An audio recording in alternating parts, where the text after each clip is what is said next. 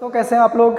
मेरा नाम है मनीष कुमार यादव और मैं आज आपको बताने वाला हूं डीएनए फिंगरप्रिंटिंग के बारे में। ठीक है, इससे पहले आप जितने भी लेक्चर्स देखेंगे डीएनए फिंगरप्रिंटिंग का वो आपको परफेक्टली नहीं मिलेगा। ये वीडियो में आपको अच्छी तरीके से बताऊंगा कि डीएनए फिंगरप्रिंटिंग क्या होता है। तो चलिए स्टार्ट करते हैं। ठीक, तो देखिए डीएनए फिंगरप्रिंटिंग को ही हम लोग बोलते हैं डीएनए प्रोफाइलिंग। ठीक, क्या बोलते हैं? डीएनए प्रोफाइलिंग, है ना।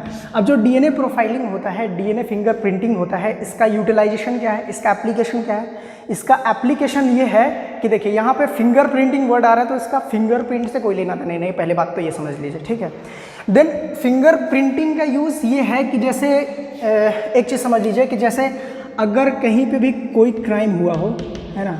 अब क्राइम में दो तरीके के क्राइम्स बहुत ज़्यादा यहाँ पे वैल्यूएबल है, डीएनए फिंगरप्रिंटिंग वहाँ पे बहुत ज़्यादा यूज़ किया जाता है। ठीक, तो अगर सपोज कहीं पे मर्डर हुआ हो, है ना, या फिर कहीं पे रेप हुआ हो, है ना, इन दो जगहों पे हम लोग क्रिमिनल्स को आइडेंटिफाई करने में, रिकॉग्नाइज करने में इस डीएनए फिंगरप्रिंटिंग का यूज़ करते हैं। ठीक, दूसरा यूटिलाइजेशन क्या है, दूसरा एप्लीकेशन क्या है? दूसरा एप्लीकेशन है कि पैटर्निटी अगर हम लोगों को चेक करना हो, क्या चेक करना हो? पैटर्निटी। ठीक, तो अगर पैटर्निटी चेक करना हो तो हम लोग इस डीएनए फिंगरप्रिंटिंग का यूज़ कर सकते हैं। ठीक, तो चलिए आज हम लोग समझते हैं कि डीएनए फिंगरप्रिंटिंग का प्रिंसिपल क्या है, ये किस तरीके से काम करता है। ठीक, तो सबसे पहले हम लोग समझते हैं डीएनए फिंगरप्रिंटिंग का प्रिंसिपल क्या है, बेसिक प्रिंसिपल क्या है। ठीक, तो सबसे पहले समझते हैं हम लोग principle of DNA fingerprinting. Okay, सबसे इंपॉर्टेंट चीज़ देखिए, इंपॉर्टेंट चीज़ क्या है इसमें कि जो मेजरली डीएनए होता है उस डीएनए में मेजर पार्ट डीएनए का जो होता है वो नॉन कोडिंग पार्ट होता है और बहुत ही कम पार्ट होता है कोडिंग पार्ट। ठीक, ये डेटा आपको वेरी करता हुआ मिलेगा ऑर्गेनिज्म टू ऑर्गेनिज्म। ठीक, जैसे अगर हम लोग नॉन कोडिंग पार्ट की बात करें तो मोस्टली आपको हर जगह पे नॉन कोडिंग पार्ट, है ना, नॉन कोडिंग पार्ट आपको 98% मिलेगा। कितना मिलेगा? 98%। ठीक, और कोडिंग पार्ट जो होता है डीएनए का, जो कोडिंग पार्ट होता है जो कि एक्चुअल में प्रोटीन का फॉर्मेशन करता है। ठीक, ये वो कोडिंग पार्ट है जिसमें हम लोगों को यूटिलाइजेशन करना है प्रोटीन फॉर्मेशन के लिए, प्रोटीन सिंथेसिस के लिए। ठीक, और ये जो नॉन कोडिंग पार्ट होता है, नॉन कोडिंग पार्ट जो होता है एक्चुअल में इसी में वो सीक्वेंसेस प्रेजेंट होते हैं जिससे डीएनए फिंगरप्रिंटिंग एक्चुअल में रिलेटेड है। ठीक, तो देखिए कोडिंग पार्ट कितना होता है? कोडिंग पार्ट होता है 2%, ओनली 2%। ठीक, और नॉन कोडिंग पार्ट होता है 98%। कहीं कहीं ये डेटा अलग अलग मिलेगा, पहले बता दे रहा हूँ, कहीं कहीं आपको ये कोडिंग पार्ट जो है 8% तक मिल सकता है ना, और इधर फिर बढ़ जाएगा वही चीज़। ठीक, तो इस हिसाब से ये वेरी करता है, मगर अभी के लिए आप समझ लीजिए कि 98% नॉन कोडिंग पार्ट है और कोडिंग पार्ट आपका 2% है। ठीक, तो देखिए जो नॉन कोडिंग पार्ट होता है डीएनए का, इसी को हम लोग जंक डीएनए बोलते हैं। क्या बोलते हैं? Junk DNA. ठीक, क्या बोलेंगे? Junk DNA. जंक डीएनए मतलब ऐसा डीएनए जो बेकार हो, किसी काम का नहीं हो। ठीक, मगर एक्चुअल में ऐसा नहीं है। लोग आपको बताते हुए मिल जाएंगे कि जंक डीएनए का कोई इंपॉर्टेंट रोल नहीं होता है, मगर जंक डीएनए बहुत इंपॉर्टेंट होता है। सबसे पहले तो ये डीएनए फिंगरप्रिंटिंग में रोल करता है प्ले, और दूसरा इंपॉर्टेंट चीज़ ये होता है कि इससे टीआरएनए बनता है ना, आरआरएनए बनता है। ठीक, और फिर ऐसे प्रोटीन्स बनते हैं जो कि ऐसे प्रोटीन्स या फिर ऐसे एलिमेंट्स बोल लें, ऐसे एलिमेंट्स बनते हैं जो कि इंपॉर्टेंट होते हैं इन आरएनएस, एमआरएनएस वगैरह की प्रोसेसिंग के लिए, है ना। तो इसलिए इस जंक डीएनए का बहुत इंपॉर्टेंट रोल है, जंक डीएनए को भूलना नहीं है। ठीक, तो देखिए अब ये जो जंक डीएनए होता है ना, जंक डीएनए, अब जंक डीएनए देखिए दो तरीके का चीज़ें होता है जंक डीएनए में। ठीक, दो तरीके की चीज़ें। पहली चीज़ जो होता है वो होता है इंट्रॉन। क्या होता है? इंट्रॉन। ठीक, और दूसरी चीज़ मिलेगी आपको इंटरजेनिक। क्या मिलेगी? Intergenic DNA. ठीक, तो दो चीज़ें इंपॉर्टेंट हैं जंक डीएनए में, एक तो इंट्रॉन, दूसरा इंटरजेनिक डीएनए। ठीक है, इंटरजेनिक डीएनए। देखिए इंट्रॉन आपको कहाँ मिलेगा? इंट्रॉन आपको जीन में मिलेगा। कहाँ मिलेगा? जीन में। ठीक, तो आपने अगर ट्रांसलेशन, ट्रांसक्रिप्शन ये सारी चीज़ें पढ़ी होंगी तो आपको पता है पोस्ट ट्रांसक्रिप्शनल मॉडिफिकेशन जो होता है, पोस्ट ट्रांसक्रिप्शनल मॉडिफिकेशन में क्या करते हैं? इंट्रॉन्स को हटाते हैं और एक्सॉन्स को आपस में लाइगेट करते हैं, है ना। वो पोस्ट ट्रांसक्रिप्शनल मॉडिफिकेशन में आता है जिसका नाम है स्प्लाइसिंग। क्या नाम है? स्प्लाइसिंग। मगर ये इंटरजेनिक डीएनए जो होता है ये भी एक नॉन कोडिंग पार्ट है। दो जीन्स के बीच में सपोज जीन ए है यहाँ पे और जीन बी है यहाँ पे। ठीक है ना। तो इसके बीच में एक बेकार सा चंक प्रेजेंट होता है डीएनए का, एक बेकार सा चंक प्रेजेंट होता है। इसी बेकार से चंक को हम लोग बोलते हैं इंटरजेनिक डीएनए। क्या बोलते हैं? Intergenic DNA. ठीक, तो हम लोगों को ध्यान किस पे देना है? हम लोगों को यहाँ पे ध्यान देना है नॉन कोडिंग पार्ट पे। किस पे ध्यान देना है? नॉन कोडिंग पार्ट पे ध्यान देखिए। ठीक, चलिए नॉन कोडिंग पार्ट पे हम लोग आते हैं।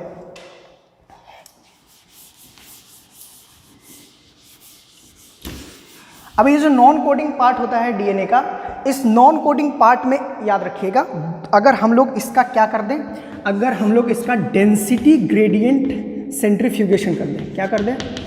Density gradient centrifugation. ठीक, मोस्टली जो आपको सेंट्रीफ्यूगेशन मिलेगा, वो सेंट्रीफ्यूगेशन का इंपॉर्टेंट रोल क्या होता है? सेंट्रीफ्यूगेशन का इंपॉर्टेंट रोल होता है पार्टिकल्स को सेपरेट करने में, है ना। पार्टिकल्स को सेपरेट कौन करता है? सेंट्रीफ्यूगेशन से किया जाता है। और भी क्रोमेटोग्राफी होता है ना, इलेक्ट्रोफोरेसिस होता है, ये सारी चीज़ें पार्टिकल्स को सेपरेट करने में हेल्प करती हैं। तो यहाँ पे डेंसिटी ग्रेडियंट सेंट्रीफ्यूगेशन का यूज़ करते हैं हम, तो हमें दो तरीके के ग्रेडियंट मिलते हैं, दो तरीके के ग्रेडियंट मिलेंगे। ठीक, तो अगर हम लोग ग्राफ बनाना चाहें तो इस तरीके का ग्राफ बनेगा। इसमें हम लोगों को दो पिक्स देखने के लिए मिलेगी इस ग्राफ में, एक तो ये बड़ा सा पिक मिलेगा और एक ये छोटा सा पिक मिलेगा। ठीक है ना। तो ये बड़ा सा पिक जो होगा ये 99% ग्रेडियंट को शो करेगा, 99% कंसंट्रेशन जो होगा डीएनए का नॉन कोडिंग पार्ट वाले का। ठीक, तो 99% होगा ये, और ये बन जाएगा तुम्हारा 0.1%। कितना हो जाएगा? 0.1%। ठीक, तो जो 99% होता है इसको हम लोग बोल देते हैं बल्क डीएनए। क्या बोलते हैं? Bulk DNA. ठीक, क्या बोलेंगे? Bulk DNA. ठीक, और ये जो 0.1% है, 0.1%, इसको हम लोग बोल देते हैं सैटेलाइट डीएनए। क्या बोल देते हैं? Satellite DNA. ठीक, तो हमको लेना देना किससे है? हमको लेना देना सैटेलाइट डीएनए से। किससे लेना देना है? सैटेलाइट डीएनए से। ठीक, तो नॉन कोडिंग पार्ट में भी कैसे पार्ट, ये कैसे पार्ट है, ये कैसे पार्ट है, ये वो पार्ट है जो कि एक्चुअल में यूज होगा डीएनए फिंगरप्रिंटिंग में। ठीक, और उसमें बल्क डीएनए नहीं, सैटेलाइट डीएनए यूज होगा। ठीक, अगर एक्चुअल में हम लोग देखें तो इस तरीके का ग्राफ मिलता है, ऐसा ग्राफ इस तरीके का मिलेगा। एक बल्क का मिलेगा, एक इसका मिलेगा सैटेलाइट का, फिर एक बल्क का, फिर एक सैटेलाइट का, फिर एक बल्क का, फिर एक सैटेलाइट का।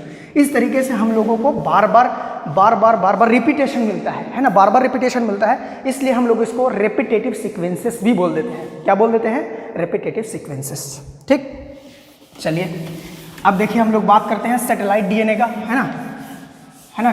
किसका बात करना है? सैटेलाइट डीएनए का। ठीक, चलिए हेडिंग डाल देते हैं हम लोग सैटेलाइट डीएनए। Satellite DNA. ठीक, देखिए जो सैटेलाइट डीएनए होते हैं, सैटेलाइट डीएनए मोस्टली आपको 3 इंपॉर्टेंट टाइप के मिलेंगे। ठीक है, टोटल 3 इंपॉर्टेंट टाइप के मिलेंगे। सबसे पहले आपको मिलेगा micro satellite DNA, micro satellite DNA.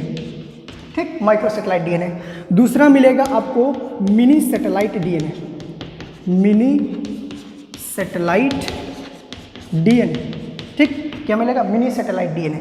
और तीसरा मिल जाएगा आपको macro satellite DNA, macro satellite DNA. ठीक है, 3 तरीके के डीएनए, सैटेलाइट डीएनए आपको मिलेंगे यहाँ पे। तो माइक्रो सैटेलाइट, मिनी सैटेलाइट और मैक्रो सैटेलाइट, तीनों में डिफरेंस क्या होता है? तीनों में डिफरेंस होता है बेस पेयर्स का। कि किस में डिफरेंस होता है? Base pairs. ठीक, देखिए अगर माइक्रो सैटेलाइट डीएनए की हम लोग बात करें तो इसमें आपको मिलेगा 1 बेस पेयर से लेकर के 10 बेस पेयर्स तक। ठीक है, ये होता है माइक्रो सैटेलाइट। ठीक, 1 बेस पेयर से अगर 10 बेस पेयर्स मिलते हैं तो ये होता है कौन सा? Micro satellite. ठीक, अगर मिनी सैटेलाइट डीएनए की हम लोग बात कर लें तो मिनी सैटेलाइट डीएनए आपको मिलेगा 11 बेस पेयर से लेकर के 100 बेस पेयर्स तक। ठीक है, 11 बेस पेयर से लेकर के 100 बेस पेयर्स तक क्या मिलेगा आपको? मिनी सैटेलाइट डीएनए मिलेगा आपको। ठीक है ना। अगर हम लोग मैक्रो सैटेलाइट डीएनए की अगर जो बात करें तो मैक्रो सैटेलाइट डीएनए कितना मिलेगा? ये अगर हम लोग बात कर दें तो 1000 बेस पेयर से अगर ऊपर है सेगमेंट डीएनए का तब वो होता है मैक्रो सैटेलाइट डीएनए। ठीक, क्या होता है? मैक्रो सैटेलाइट डीएनए होता है। ठीक, तो ये 3 तरीके के डीएनए हैं। और इसमें भी कौन सा इंपॉर्टेंट है? इसमें भी आपका ये मिनी सैटेलाइट डीएनए इंपॉर्टेंट है। ठीक, क्योंकि इसी का यूटिलाइजेशन करके हम लोग डीएनए फिंगरप्रिंटिंग का प्रोसेस कंप्लीट करते हैं। ठीक, चलिए तो मिनी सेटेलाइट डीएनए की बात करते हैं। मिनी सेटेलाइट डीएनए क्या होता है, एक शॉर्ट सेगमेंट होता है डीएनए का जो बार बार रिपीट होता है। ठीक, अब जो बार बार रिपीट हो रहा है तो कितनी बार रिपीट हो रहा है, ठीक, तो अगर जितनी बार रिपीट होता है तो उसको हम लोग बोलते हैं variable number of tandem repeats, है ना। वेरिएबल क्यों वर्ड यूज कर रहे हैं हम लोग इसमें, वेरिएबल इसलिए वर्ड यूज कर रहे हैं क्योंकि ये ऑर्गेनिजम्स टू ऑर्गेनिजम्स डिपेंड करता है। ठीक है, जैसे बल्क डीएनए मैंने बताया था, बल्क डीएनए होता है 99.9% और वो 99.9% डीएनए सारे ऑर्गेनिजम्स में इक्वल होता है, चाहे अर्थ पे कहीं भी आप जाएं, है ना, अर्थ पे कहीं भी जाएं, सारे ह्यूमन बींग्स में आपको 99% जो डीएनए है वो सब में इक्वल मिलेगा। जो 0.1% है ना सैटेलाइट डीएनए जिसकी हम लोग बात कर रहे हैं, यही यूनिक डीएनए है, इसी में वो सीक्वेंसेस प्रेजेंट होता है, variable number of tandem repeats इसी में प्रेजेंट होता है। ठीक, तो डीएनए फिंगरप्रिंटिंग का सबसे पहले यूज़ किसने किया था, सबसे पहले उसको डिस्कवर किसने किया था, वो किया था एलेक्स जेफरी ने। ठीक है, एलेक्स जेफरी। तो कहेंगे आप कि हम इतनी देर बाद क्यों एलेक्स जेफरी का नाम ले रहे हैं, तो इसके पीछे का रीज़न है क्योंकि एलेक्स जेफरी ने यूज़ किया था मिनी सैटेलाइट डीएनए का। किसका यूज़ किया था, मिनी सैटेलाइट डीएनए का यूज़ किया था, है ना। और इसी में इन्होंने VNTRs वर्ड यूज़ किया था, VNTRs, variable number of tandem repeats, variable number of tandem repeats, tandem repeats, variable number of tandem repeats, मतलब कोई एक पर्टिकुलर मिनी सैटेलाइट डीएनए का पार्ट कितनी बार रिपीट कर रहा है। ठीक है, हम आएंगे उस पर, अभी आपको दिक्कत नहीं होगा समझने में। ठीक है, अभी क्लियर रुक जाए थोड़ा सा।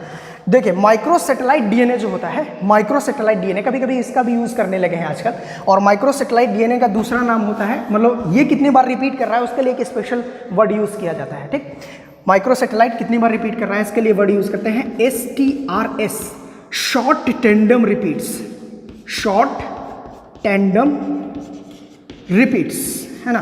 तो एक वर्ड यूज करते हैं short tandem repeats word use करते हैं। ठीक, तो मिनी सैटेलाइट और माइक्रो सैटेलाइट दोनों का यूज़ किया जा सकता है, मगर एलेक्स जेफरी ने किसका यूज़ किया था, मिनी सैटेलाइट डीएनए का यूज़ किया था। ठीक, अब देखिए इस कैसे ये रिपीट करते हैं, ध्यान से देखिएगा रिपीटेशन कैसे होता है, ध्यान से देखिए। जैसे एक डीएनए है, ठीक है, एक डीएनए मान लिया, ये 5 प्राइम एंड है इसका, ये 3 प्राइम एंड है डीएनए का। ठीक है, ठीक है, तो देखिए इसमें एक ये सीक्वेंस है AGGCT। ठीक है, फिर यहाँ पे एक कुछ भी सेगमेंट प्रेजेंट है बीच में, और यहाँ पे फिर से आ गया AGGCT, ये वाला सीक्वेंस। ठीक, तो ये दोनों जो सीक्वेंस है ये 2 बार रिपीट हो गया। कितने बार रिपीट हो गया, 2 बार। तो इसी को हम लोग बोल देते हैं कि VNTR यहाँ पे क्या आया है, 2 आया है, क्योंकि कितने बार वेरी किया है, 2 बार, है ना। तो ये variable number of tandem repeats किसी में हो सकता है 5 बार हो, किसी में 10 बार हो, किसी में 11 बार हो, तो इसी पे हम लोग पता करते हैं। ठीक, अगर कोई एक पर्टिकुलर सीक्वेंस जो है किसी में 5 बार रिपीट हो रहा है मान लिया जाए, और किसी में 6 बार रिपीट हो रहा है, तो वही यूनिकनेस को शो कर रहा है। किसको शो कर रहा है, यूनिकनेस को। ठीक, तो जो VNTR है, इसी VNTR में जो मिनी सैटेलाइट डीएनए है, इसको यूज किया था एलेक्स जेफरी ने as a probe, as a probe. एक वर्ड यूज आ गया, प्रोब।